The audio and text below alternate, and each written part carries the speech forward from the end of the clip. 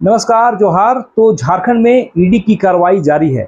भ्रष्टाचार के कलंक के खिलाफ ईडी ने सिर्फ एक ही दिन में लगभग 75 करोड़ की अचल संपत्ति जब्त की है।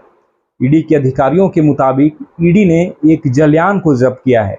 इस जलयान की कीमत तकरीबन 30 करोड़ रुपए बताई जा रही है। उसके अलावे साहिबगंज में अलग अलग लोकेशंस पे जहां अवैध क्रशर चल रहे थे, वहां से तकरीबन 45 करोड़ के स्टोन क्रशर चिप्स को जब्त किया गया है। इस तरह हम देखेंगे कि ईडी ने सिर्फ एक ही दिन में 75 करोड़ की अचल संपत्ति जब्त की है। ईडी के अधिकारी बताते हैं कि साहिबगंज के अलग अलग घाटों से बिहार और दूसरे राज्यों में गंगा नदी के जलमार्ग से खनिज पदार्थों की तस्करी होती थी और उसमें इस जलयान का इस्तेमाल किया जाता था। ईडी के अधिकारी बताते हैं कि ये जलयान है, उसका संचालक जो है वह डाहू यादव है।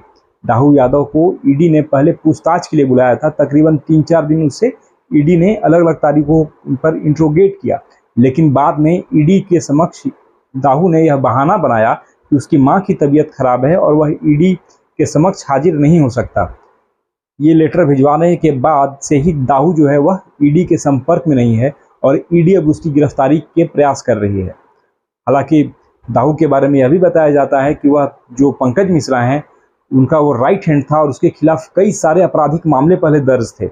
अपराध की दुनिया से अलग उसे निकाल कर पंकज मिश्रा ने सिर्फ व्यावसायिक इस्तेमाल करने के लिए उसका और उसके प्रभाव का इस्तेमाल करते हुए अपने साथ जोड़ा था।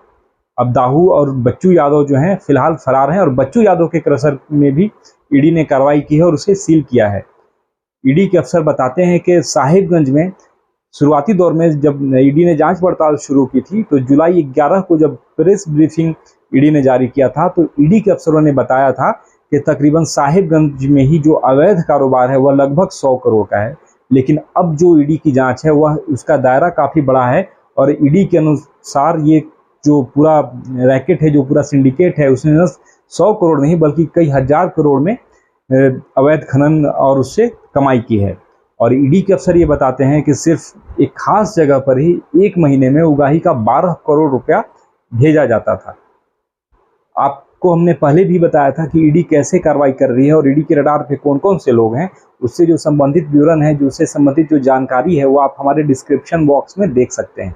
लेकिन अब ईडी आगे क्या करने वाली है, ईडी का जांच का रुख क्या होगा और उसके राजनीतिक प्रभाव क्या होने हैं, हम आपको इस वीडियो में उसकी जानकारी देंगे। दरअसल आपको बता दूं कि ईडी ने इस मामले में पंकज मिश्रा के बाद जो सबसे बड़ी कार्रवाई करने वाली है ईडी की टीम, उसने ईडी ने मुख्यमंत्री हेमंत सोरेन के प्रेस सलाहकार अभिषेक प्रसाद उर्फ पिंटू को बुलाया है।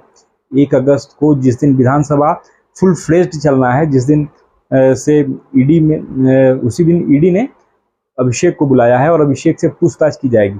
दरअसल पंकज मिश्रा ने यह पूछताछ में बताया था कि जो अवैध खनन का पैसा था उसका बड़ा हिस्सा अभिषेक तक भी जाता था।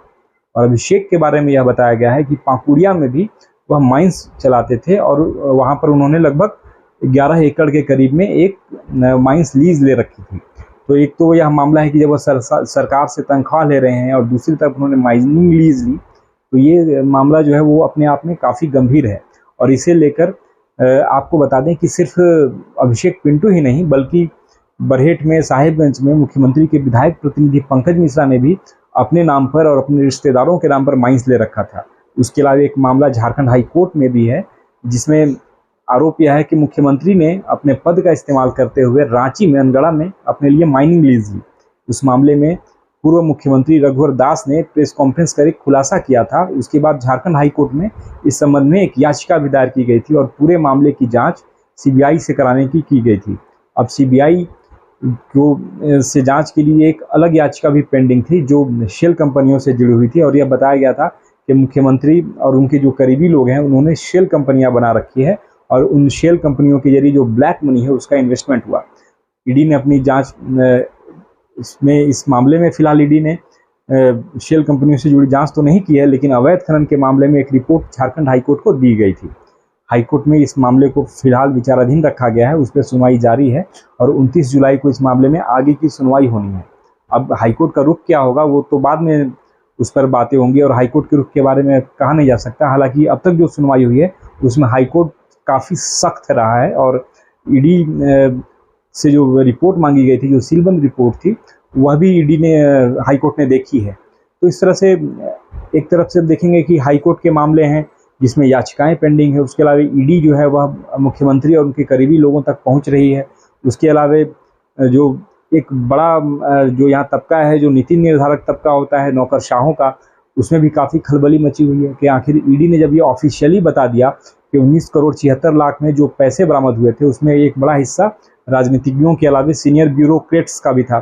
तो सवाल यह भी है कि आखिर ईडी आने वाले दिनों में यह जरूर खुलासे करेगी कि कौन कौन से ब्यूरोक्रेट्स थे जिनके पैसे पूजा सिंघल के जरिए सुमन सिंह तक पहुंचे थे। तो हम देखेंगे कि आने वाले दिनों में जब ईडी की जांच आगे बढ़ती जाएगी तो कहीं ना कहीं दायरा और बड़ा होगा और इसके दायरे में बड़े लोग आएंगे, खासकर जो नौकरशाह हैं, जो बड़े राजनेता हैं वो आएंगे। हालांकि फिलहाल मुख्यमंत्री के करीबियों की ही मुसीबत इस मामले में बढ़ी हुई है और आगे 1 अगस्त के बाद ये मुसीबत और बढ़ सकती है जब ईडी इन लोगों से पूछताछ करेगी और संभव है कि ईडी इस मामले में आगे बड़ी कार्रवाई भी करे। तो हम आपको ये तो एक कानूनी पहलू हुआ या फिर एक जो वैधानिक पहलू जो ईडी जो कार्रवाई है उससे जुड़ी हुई है। उसके अलावा जो पूरा राजनीतिक मामला है वह भी काफ़ी इन मामलों से, इन कार्रवाइयों से प्रभावित हो रहा है। दरअसल ईडी की कार्रवाई को जो विपक्ष है यहाँ पर भाजपा, उसके जो नेता हैं निशिकांत दुबे या बाबूलाल मरांडी, इन लोगों ने काफ़ी बड़ा मुद्दा बनाया हुआ है और लगातार ईडी की कार्रवाइयों को लेकर ट्वीट भी करते हैं और काफ़ी ये लोग वोकल भी रहे हैं। उसके अलावा सरकार को कभी मुद्दों पर समर्थन देने वाले विधायक, जो वरीय विधायक हैं, भ्रष्टाचार के खिलाफ काफ़ी मुखर रहे हैं, सरयू राय, उन्होंने भी अब सरकार को अवैध खनन के मामलों में घेरना शुरू कर दिया है। और सरयू राय तो बल्कि सिर्फ इस सरकार ही नहीं बल्कि जो पिछली सरकार थी, जो भाजपा की सरकार थी, उसको भी घेरते हैं कि पूरे कार्यकाल की यानी 7 सालों में जो अवैध खनन हुआ उसकी जाँच ईडी करे। तो वो एक पहलू है। उसके अलावा जो हाईकोर्ट में जो सुनवाई हो रही है उसमें अगर जांच शुरू होती है, अगर सीबीआई इंक्वायरी शुरू होती है तो उसमें भी जो सत्ताधारी लोग हैं, सत्ताधारी पार्टी से जुड़े लोग हैं और खासकर जो मुख्यमंत्री हैं, उनकी भी मुसीबत इस मामले से बढ़ सकती है। तो तमाम चीज़ें जो हैं वह कहीं ना कहीं झारखंड की राजनीति को आने वाले दिनों में प्रभावित करेंगी और उसका एक जो लार्जर इम्पैक्ट है वो यहाँ की राजनीति पर होगा। जो कार्रवाइयाँ होंगी, जो आगे ईडी की जो गतिविधियाँ होंगी, उस पर हम आपको रूबरू कराते रहेंगे और आगे आप हमसे जुड़े रहें। और पूर्व में जो भी हमने इस संबंध में वीडियोस बनाए हैं वो आपको डिस्क्रिप्शन लिंक में आप उसे देख सकते हैं। तो मेरा नाम है अखिलेश सिंह, आप मेरे साथ जुड़े रहिए और आप सुझाव भी दे सकते हैं कि मैं किन मुद्दों पर अपनी राय रखूं या किन मुद्दों पर आपको जानकारी दूं। अगर आप अपनी राय दें तो ये मेरे लिए काफ़ी महत्वपूर्ण होगा। नमस्कार, जोहार।